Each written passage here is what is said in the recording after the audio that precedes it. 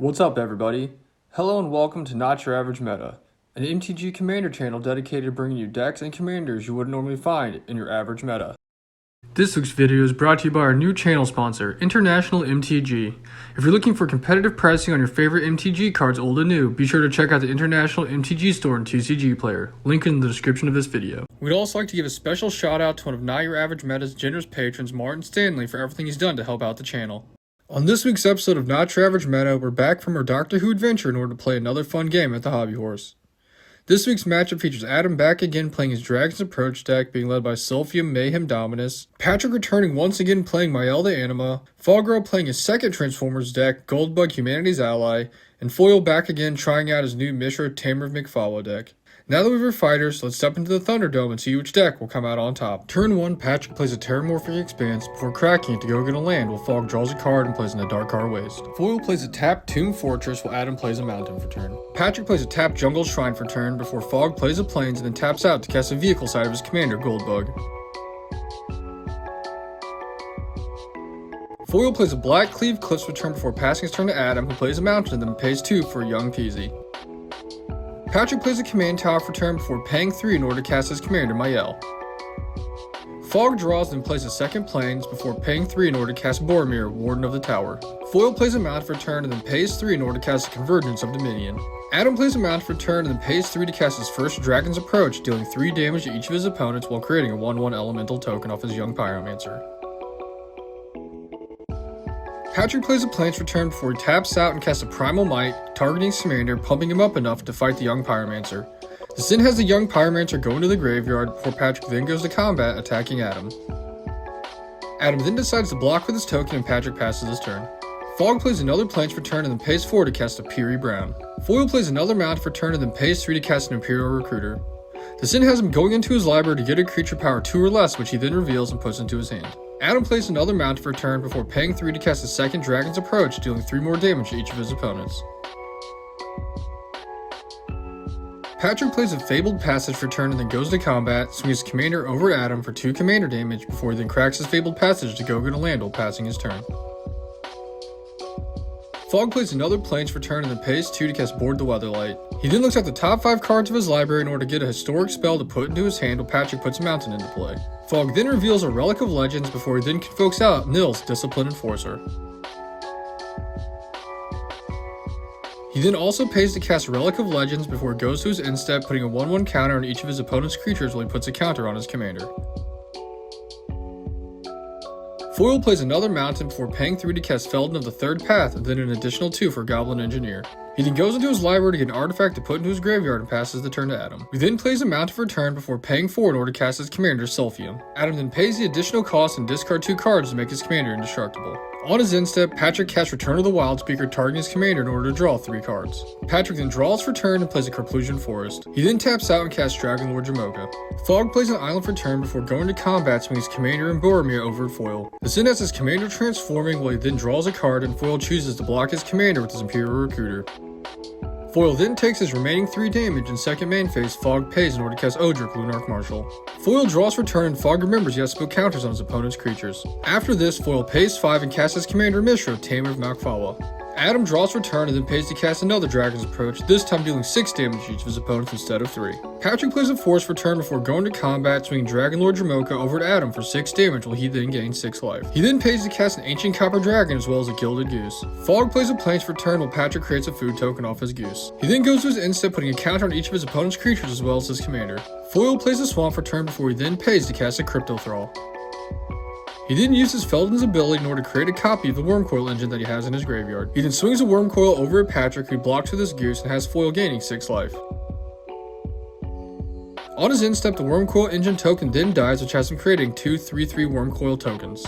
Adam untaps and draws for turn before paying 3 to cast another Dragon's Approach, dealing 6 more damage to each of his opponents. He then exiles 4 cards in Dragon's Approach from his graveyard in order to go into his library and get a Hoarding Dragon. The Hoarding Dragon then enters play, which has Adam going to get a Thrumming Stone from his library in order to exile underneath of his dragon. Patrick draws for turn and then he casts Kolga the Titan Ape, and when he enters, he has him fight the Hoarding Dragon, which has Adam putting the exiled card into his hand. Patrick then goes to combat, swinging both of his dragons over at Adam, which takes him down to 15 life, while he gains an additional 6. He then rolls for his Ancient Copper Dragon, which gives him 10 treasure tokens. He then uses some of his treasures to activate his commander, which has him looking at the top 5 cards of his library and putting into play a Baneslayer Angel. He then uses the rest of his treasures in order to cast a Spellbreaker Behemoth, and he passes. Fog draws for turn and then pays to cast a Midnight Pathlighter. He then also pays to cast Guafa Havid, which has his commander flipping back over to the vehicle side. Fog then once again goes to combat, swinging his commander and another human over at foil, which has his commander transforming and drawing a card. Foil then can't block and takes his 9 damage, while Fog ventures into the Dungeon of the Mad Mage, gaining 1 life. Finally, Fog convokes out the Council of Four and ends his turn. Foil plays a Darksteel Citadel for turn, while Fog once again forgets he was supposed to put counters on his opponent's creatures. Foil then pays to cast a Sword of Hearth and Home before he then pays to equip it to his commander. Foil then goes to combat, swinging his commander and his 2 worms over at Patrick, who decides he's not going to block and just takes the damage. Foil then gains 3 life, and his sword trigger allows him to go into his library to get a swamp that he puts into play tapped, as well as blinking his goblin so he can go get another artifact to put into his graveyard from his library. Adam draws and then casts Zariel, Archduke of Avernus, before he then pays in order to cast a Sawblade Scamp. Patrick plays a Castle Garenberg for turn before paying enough to activate his commander. He then looks at the top 5 cards of his library, putting into play a Grasping Giant. He then goes to combat, swinging all of his flyers over at Foil, who goes down to 1 life. Patrick then rolls for his dragon, creating 17 treasure tokens, while he then also gains 11 life. He then uses his treasure tokens to cast a Megalanoth as well as a Thorn Mammoth, choosing to have it fight one of Fog's creatures. In response, Fog sacks Boromir to make his creatures indestructible, as well as getting tempted by the ring, making the Council of Four his ring bearer. Fog draws for turn and then taps out, convoking Everything Comes to Dust. This then has each player exiling all their non-human creatures as well as all their artifacts and all of their enchantments. After the mass exiling, Fog then goes to combat, swinging his 1 human token over at Foil to take him out of the game, while he swings his 4 remaining creatures over Patrick, taking him down to 35 life. Fog then ventures into the second part of his dungeon, which has him looking at the top card of his library and scrying it to the bottom. He then finally goes to his instep, putting a counter on Nils, passing. Adam draws for turn and then casts Koth of the Hammer before he then upticks him in order to help him cast his Thrumming Stone. Patrick plays a Thriving Grove for turn, naming red as it enters play, before he then pays 7 and casts a Cragplate Baloth. He then goes to combat, swinging the Baloth over at Adam, who blocks with his Devil token, dealing 1 damage to Patrick when it dies.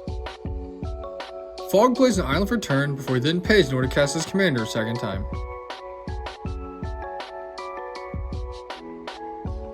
He then goes to combat, swinging most of his available creatures over Adam to take him out of the game, while he swings Guafa Havid over Patrick in order to deal 2 damage. Fog then goes to the next part of his dungeon, creating a treasure token before he then puts another counter on Nils on his instep. Patrick draws for turn and then pays 10 to cast Ulamog the Ceaseless Hunger. In response, Fog casts Vincer's Shaper Savant in order to bounce Ulamog back to Patrick's hand, but Patrick still gets his exile triggers, which then has him choosing to exile the Midnight Pathlighter as well as Odric. Fog then plays an island for turn before going to combat, swinging most of his available creatures over at Patrick, which has his commander transforming and him drawing a card. Patrick then blocks Fog's commander with his Baloth, but still takes enough damage to go down to 18 life. Goldbug then goes back to the command zone and Fog goes to his instep, putting a counter on Piri Brown. Patrick draws and then recasts Ulamog, this time exiling Guafo as well as Nils. Fog draws for turn and then pays to cast Joe Grant, as well as recasting his commander a 3rd time.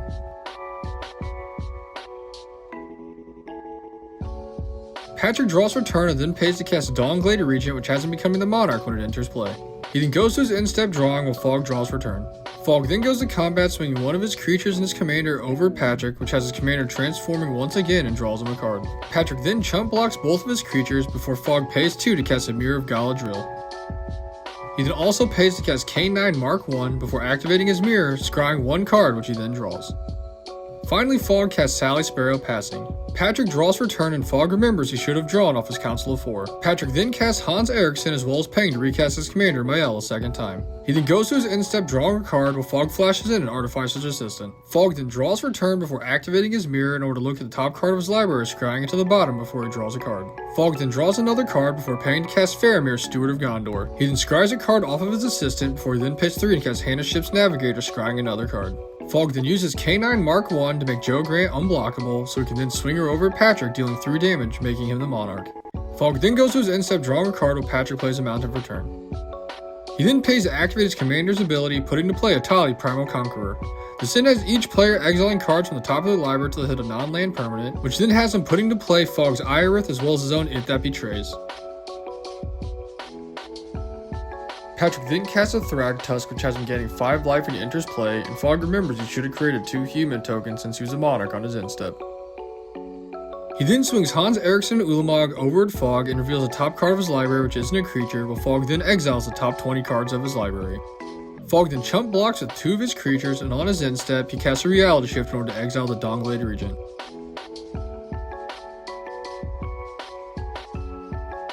Patrick then manifests the top card of his library where Fogg draws for turn. He then plays a Plains for turn before he once again activates his mirror, scrying 1 card to the bottom of his library before drawing. He then casts Tashar, Ancestor's Apostle, scrying a card to the bottom of his library. Fogg then goes to combat, swinging all of his creatures over at Patrick, who blocks accordingly with all of his creatures.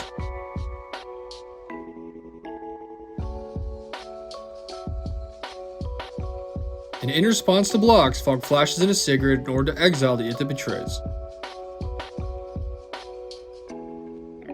This then has him returning Boromir back into play from his graveyard before he then sacks it in order to make his creatures indestructible. He then also gets tempted by the ring a second time, and Patrick takes his damage, going down to 5 life. After this, Patrick knows he can't put out enough blockers on his next turn to stop Fogg from winning, so he scoops the game up to Fogg.